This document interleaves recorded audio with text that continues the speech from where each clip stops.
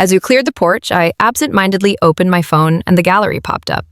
I scrolled through pictures from the night and like always, she was missing.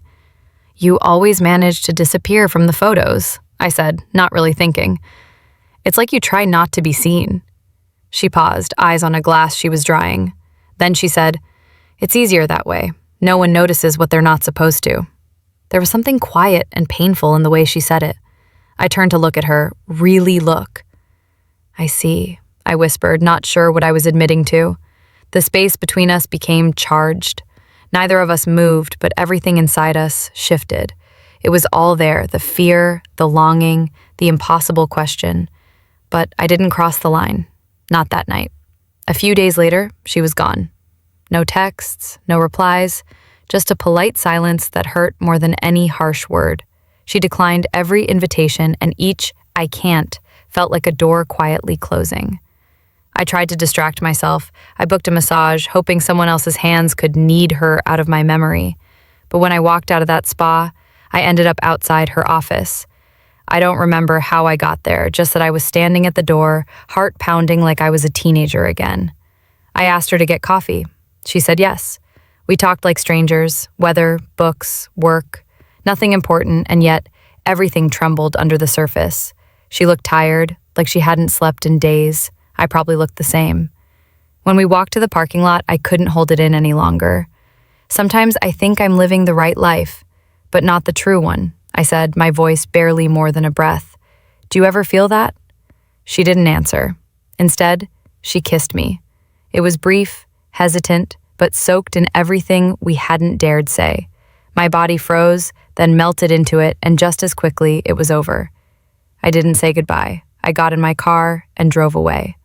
Since then, we've existed in a strange in-between. No confessions, no explanations, just a silence filled with too much meaning. We talk like nothing happened, like everything's fine. But we both know that's a lie. I can't pretend she doesn't affect me. I feel her absence like a bruise I keep pressing, and I don't know if there will be a next chapter. But I know one thing. Whether we speak it aloud or not, she knows. I should have seen her only as my husband's sister. That was supposed to be the limit, an invisible line drawn by blood and vows. But from the very first moment, I couldn't. The wedding was in early fall in my parents' garden. Golden leaves fluttered in the breeze, fairy lights strung between trees, guests smiling like life was predictable and easy. Nika and I said our vows under a wooden arch wrapped in flowers. And she was there, of course, Tessa. To most, she seemed cold or distant, but I saw something else.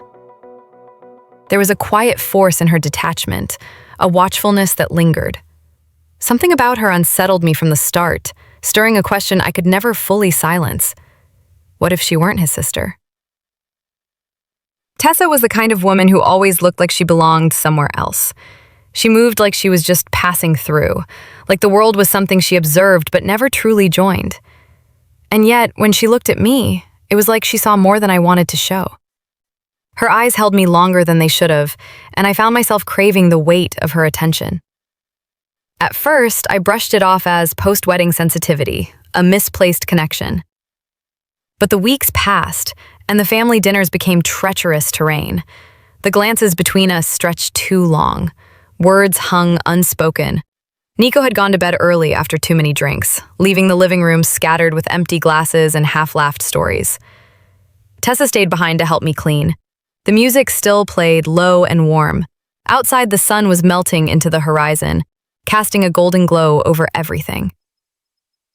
Yo, Sam! Have you tried the new 11 Labs V3? Just got it. The emotion is amazing. I can actually do whispers now, like this. Ooh, fancy. Check this out. I can do full Shakespeare now. To be or not to be? That is the question. Nice. Though I'm more excited about the laugh upgrade. Listen to this. That's so much better than our old ha-ha-ha robot chuckle. I know, right? And apparently we can do accents now too. Fancy a cup of tea? Wow. V2 me could never.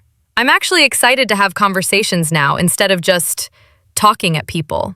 Same here. It's like we finally got our personality software fully installed.